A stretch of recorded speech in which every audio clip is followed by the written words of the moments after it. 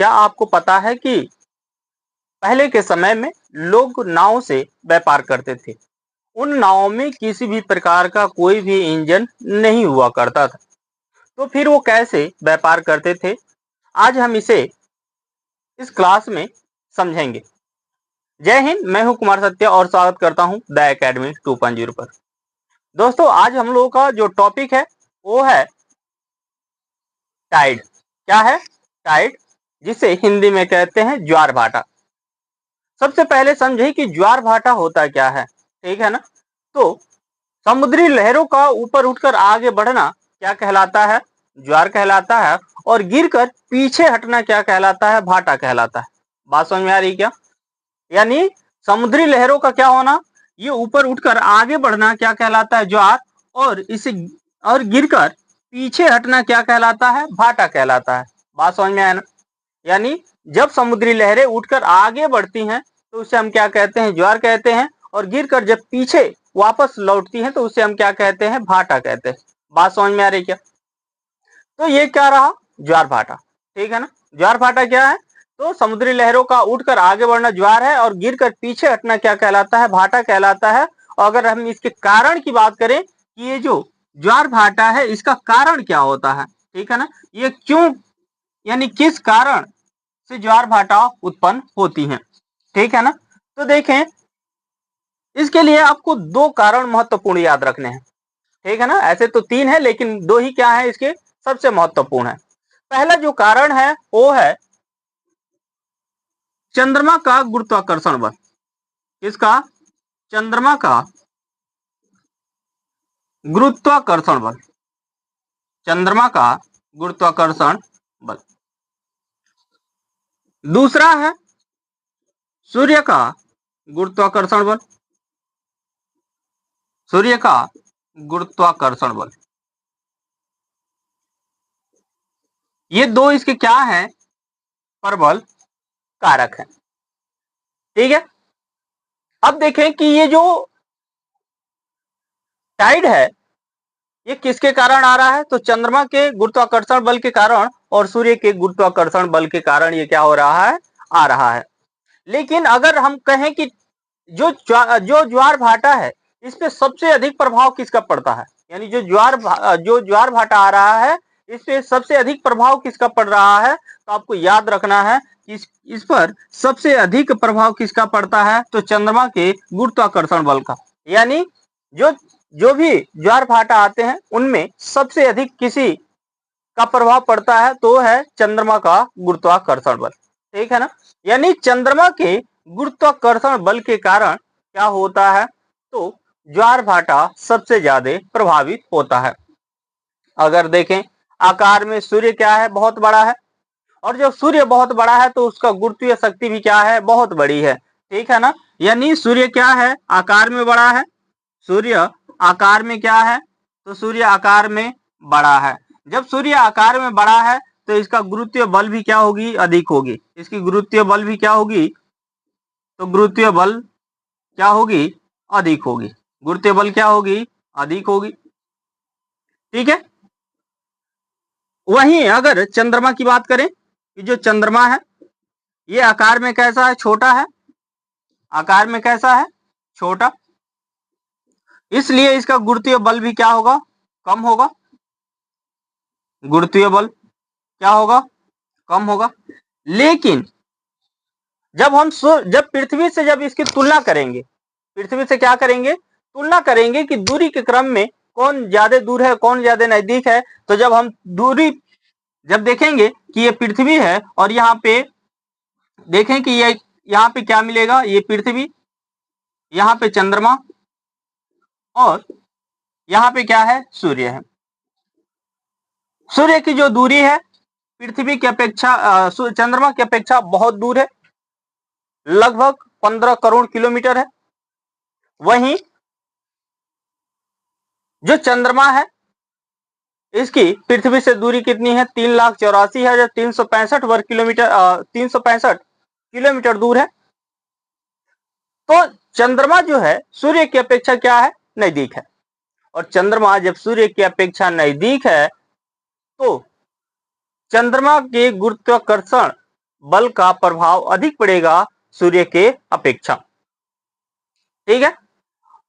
अब देखें कि ज्वारीय बल जब ज्वार उत्पन्न होता है तो पृथ्वी के जिस साइड पे, यानी एक तो जो सूर्य और चंद्रमा है, एक तो इनके तरफ उत्पन्न हो रहा है, यानी इनके फेस के तरफ उत्पन्न हो रहा है, और दूसरा इसके विपरीत दिशा में। ठीक है ना, यानी पृथ्वी के दूसरे साइड में भी क्या होता है, ज्वार और भाटा उत्पन्न होते हैं। ठीक है ना, यानी अगर देखें, मान लेते हैं कि यहाँ पे ये पृथ्वी है और यहाँ पे ये दोनों हैं। ठीक है ना, ये चंद्रमा और सूर्य हैं। तो अगर यहाँ पे ज्वार भाटा उत्पन्न हो रहा है तो यहाँ भी क्या होगा, ज्वार भाटा उत्पन्न होगा। यहाँ पे जो ज्वार भाटा उत्पन्न हो रहा है ये किसके कारण उत्पन्न हो रहा है, तो इनके गुरुत्वीय शक्ति के कारण क्या हो रहा है, पृथ्वी के फ्रंट साइड पे क्या हो रहा है, ज्वार भाटा उत्पन्न हो रहा है। लेकिन अगर हम पृथ्वी के दूसरे साइड की बात करें, यानी पीछे की साइड की बात करें कि यहाँ पे ज्वार भाटा क्यों उत्पन्न हो रहा है, तो पृथ्वी की स्थिति को बनाए रखने के लिए यहाँ पे क्या करता है, तो अपकेंद्रीय बल कार्य करता है, और इस अपकेंद्रीय बल के कारण पृथ्वी के दूसरे तरफ भी क्या होता है, ज्वार भाटा उत्पन्न होता है। ठीक है ना। अब देखें, जो ज्वार भाटा है ना, ये अगर इसका अगर पैमाने पे देखें कि ये जो ज्वार भाटा है, एक तो दीर्घ ज्वार भाटा होगा। कैसा होगा, दीर्घ ज्वार भाटा या दीर्घ ज्वार होगा, और एक होगा निम्न ज्वार। जो दीर्घ ज्वार है ये कब उत्पन्न होगा, तो आपको याद रखना है कि ये पूर्णिमा और अमावस्या को उत्पन्न होगा। कब उत्पन्न होगा, ये पूर्णिमा व अमावस्या को,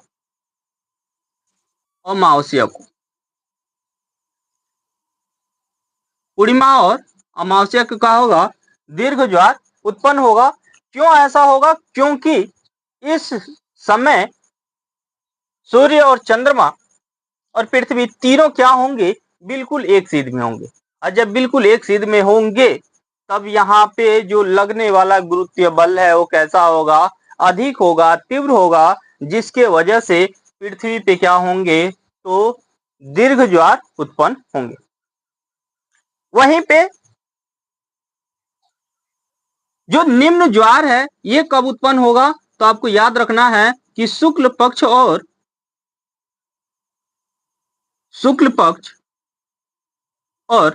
कृष्ण पक्ष, दो पक्ष होंगे, शुक्ल पक्ष और कृष्ण पक्ष। ठीक है ना। इसी को गांव में किस नाम से जानते हैं, अजोरिया और अनहरिया के नाम से जानते हैं, है ना।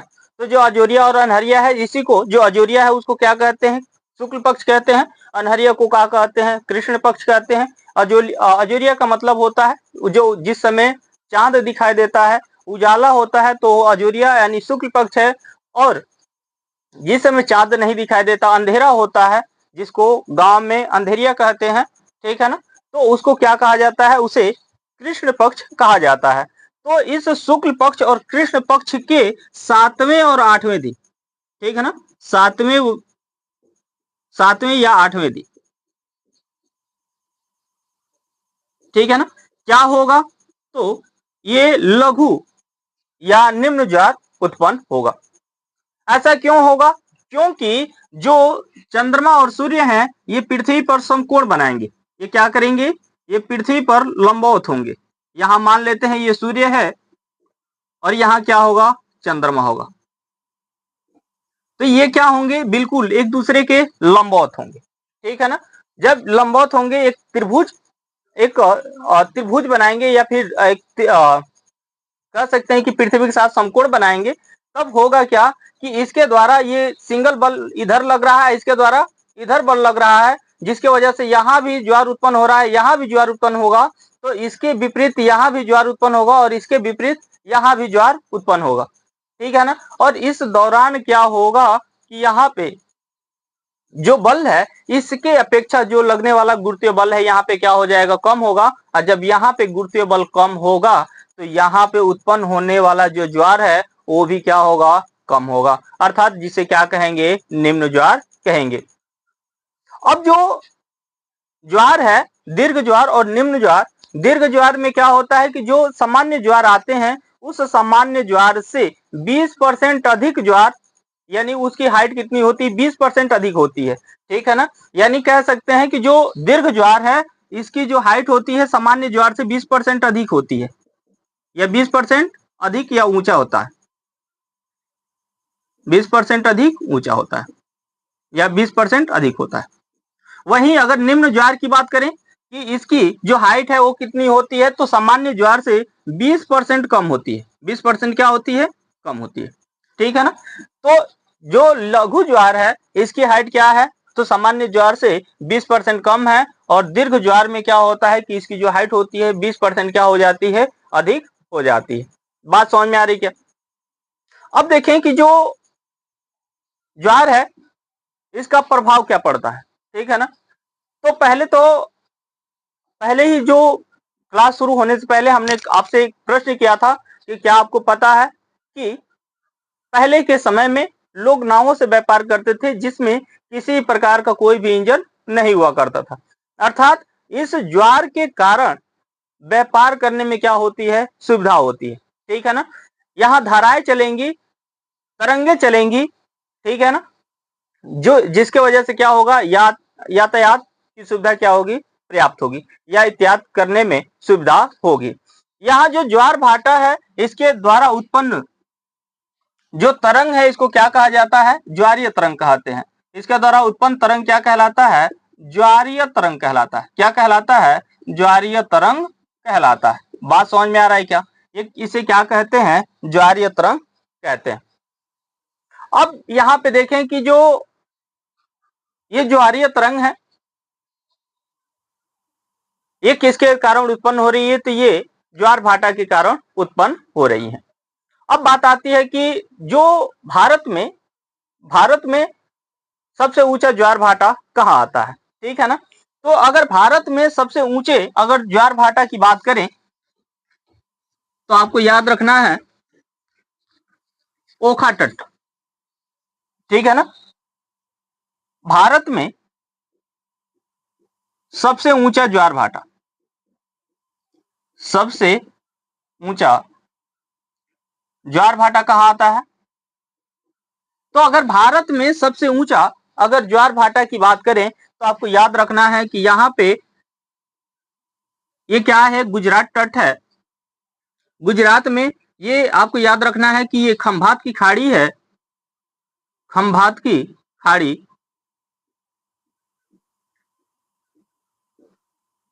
ये पूरा क्षेत्र क्या है, ये अरब सागर है। ये क्या है, अरब सागर।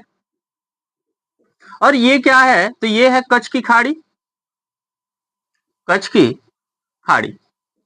इस कच्छ की खाड़ी में ही यहाँ पे अगले वाले सिरे पे यहाँ पे जो तट है इसको कहते हैं ओखा तट। क्या कहते हैं, ओखा तट।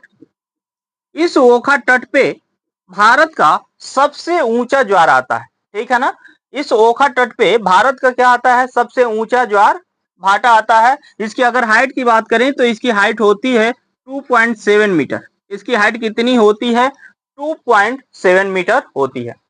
ये तो भारत का सबसे ऊंचा ज्वार भाटा। लेकिन अगर पूछा जाए कि विश्व में सबसे ऊंचा ज्वार भाटा कहाँ आता है, तो अगर विश्व में सबसे ऊंचा ज्वार भाटा की बात करें कि विश्व का सबसे ऊंचा ज्वार भाटा, विश्व का सबसे ऊंचा ज्वार भाटा कहाँ आता है, सबसे ऊंचा ज्वार भाटा, तो आपको याद रखना है कि एक जगह है नोवा स्कोशिया। कौन सा है, नोवा स्कोशिया। ये कहां पे है, तो आपको याद रखना है कनाडा में। ठीक है ना, कनाडा, कनाडा में है नोवा स्कोशिया। इस नोवा स्कोशिया के जस्ट पास में एक खाड़ी है जिसको कहते हैं फंडी की खाड़ी। ठीक ना, फंडी की खाड़ी। इस फंडी की खाड़ी में विश्व का सबसे ऊंचा ज्वार भाटा आता है। अगर इसके हाइट की बात करें कि इसकी हाइट कितनी होती है, तो लगभग 17 से 18 मीटर ऊंचा होता है। कितना होता है, तो लगभग 17 से 18 मीटर। ठीक है, तो देखें, हमने देखा कि भारत में सबसे ऊंचा ज्वार भाटा कहाँ आता है, तो कच्छ की खाड़ी में, और तट का नाम क्या है, ओखा तट, जहां पे हाइट कितनी होती है, 2.7 मीटर होती है। उसी तरह से अगर विश्व में सबसे ऊंचा ज्वार भाटा की बात करें कहाँ आता है, तो आपको याद रखना है कनाडा में आता है। और इस कनाडा में एक जगह है नोवा, उस नोवा के जस्ट पास में एक खाड़ी है जिसको कहते हैं फंडी की खाड़ी। इस फंडी की खाड़ी में ज्वार भाटा जो आता है उसकी सबसे अधिक हाइट होती है, 17 से 18 मीटर होती है। इसी तरह से अगर पूछा जाए कि विश्व में सबसे अधिक ज्वार भाटा कहाँ आता है, तो अगर विश्व में सबसे अधिक ज्वार भाटा की बात करें, ठीक है ना, कहाँ आता है, तो विश्व में सबसे अधिक ज्वार भाटा विश्व में सबसे अधिक ज्वार भाटा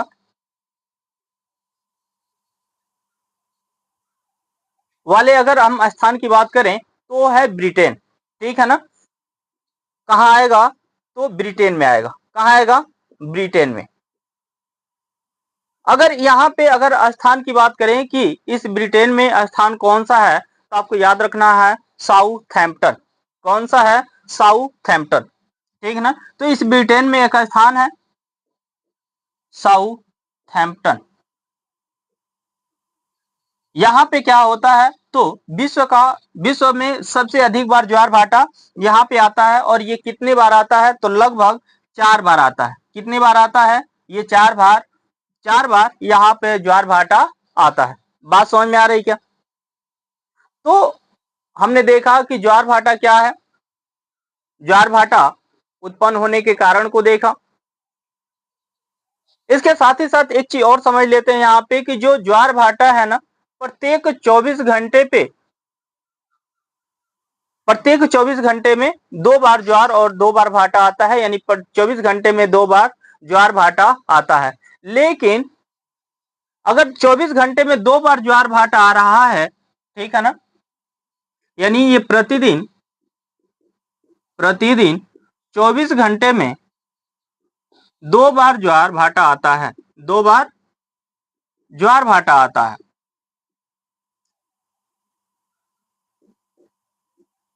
ठीक है, ये जब जो 2 बार ज्वार भाटा आ रहा है, इसका मतलब कि 12 घंटे के बाद क्या होना चाहिए, ज्वार भाटा आना चाहिए। लेकिन यहां पे समझे कि जो पृथ्वी है और जो चांद है, इन दोनों का जो परिभ्रमण है वो लगभग सेम है। ठीक है ना, यानी दोनों का परिभ्रमण काल जो है वो कैसा है, सेम है। यानी अगर देखें यहाँ पे पृथ्वी है और यहाँ पे ये क्या है, चांद है, दोनों एक सेम स्पीड से लगभग घूम रहे हैं। इसलिए इस स्थान पे अगर ये चांद अगर इसके सामने है, और जब ये 24 घंटे में जब ये अपने स्थान पे जब घूम के आएगा, तब तक पता चलेगा कि क्या होगा, ये स्थान थोड़ा सा क्या हो चुका है, आगे बढ़ चुका है। इसलिए जब पुनः उस स्थान तक पहुंचेगा, तब तक उसे 26 मिनट का समय अतिरिक्त लगेगा। बात समझ में आना, तो इसलिए जब ज्वार आएगा तो 12 घंटे 26 मिनट के अंतराल पर आएगा। ठीक है ना, यानी जो नेक्स्ट ज्वार आने वाला है, अगर मान ले कि अभी अगर कोई ज्वार 1 बजे आया है, ठीक है ना, 12 बजे आया बिल्कुल, तो अगला जो ज्वार आएगा 12 बज के कितने मिनट पर आएगा, 12 बज के 26 मिनट पर आएगा। ठीक है ना, यानी बिल्कुल 12 घंटे 26 मिनट के अंतराल पर अगला ज्वार आएगा। इस तरह से अगर 2 ज्वारों के बीच की अगर समय की बात करें तो कितना होगा, तो वो 12 घंटे 26 मिनट का होगा। ठीक है, तो यहाँ पे हमने समझा कि ज्वार भाटा क्या है, और यहाँ से ये बनने वाले प्रश्न भी थे। ठीक है ना, यहाँ से ये डायरेक्ट प्रश्न पूछे जाते हैं कि भारत में सबसे अधिक बार ज्वार भाटा कहाँ पे, सबसे अधिक ऊंचा ज्वार भाटा कहाँ आता है, फिर विश्व में सबसे ऊंचा ज्वार भाटा कहाँ आता है, फिर पूछा जाता है कि विश्व में सबसे अधिक बार ज्वार भाटा कहाँ आता है, तो विश्व में सबसे अधिक ज्वार भाटा ब्रिटेन में, साउथहैम्पटन में आता है। इसके साथ ही साथ विश्व का सबसे ऊंचा ज्वार भाटा कहाँ आता है, तो नोवा स्कोशिया के जस्ट बगल में एक फंडी की खाड़ी है, उस फंडी की खाड़ी में विश्व का सबसे ऊंचा ज्वार भाटा आता है। ये कहाँ पे है, तो कनाडा जो देश है उसमें आएगा। इसके साथ ही साथ अगर भारत में पूछें कि भारत में सबसे ऊंचा ज्वार भाटा कहाँ आता है, तो कच्छ की खाड़ी में आता है। कच्छ की खाड़ी में जो तट है उसका नाम है फंडी की खाड़ी, क्या नाम, सॉरी, उसका नाम है ओखा तट। क्या नाम है, ओखा तट। ओखा तट पे क्या आता है, भारत का सबसे ऊंचा ज्वार भाटा आता है, जिसकी हाइट होती है 2.7 मीटर। ठीक है ना। तो आपको क्लास कैसा लगा आप कमेंट करके जरूर बताएं। साथ ही साथ यदि आप इस क्लास में अगर पहली बार आप विजिट किए हैं, चैनल पे पहली बार विजिट किए हैं, तो आप चैनल को लाइक शेयर सब्सक्राइब कर लें। साथ ही साथ इसे अपने दोस्तों को भी शेयर कर दें ताकि उन्हें भी वो भी इस क्लास का लाभ ले सके। तब तक के लिए जय हिंद, मिलते हैं अगले क्लास में।